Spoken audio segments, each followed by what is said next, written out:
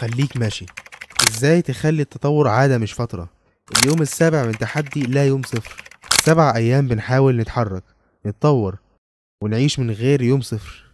ولو وصلت لحد هنا فصدقني انت مختلف. ناس كتير بتبدأ بحماس وبعدين تبطل لما الحماس يختفي، بس التطور الحقيقي بيبدأ لما تكمل حتى في الأيام العادية. مش لازم كل يوم يكون قوي، المهم انك تفضل ماشي. النجاح مش سباق سرعة، هو سباق نفس طويل، واللي بيكسب هو اللي مكمل. عايز التطور يكمل معاك؟ جرب الخطوات دي. أول خطوة، خليك واقعي، مش لازم كل يوم يكون مثالي. تاني خطوة، بعد كل أسبوع قيم نفسك بعد ما تلومها.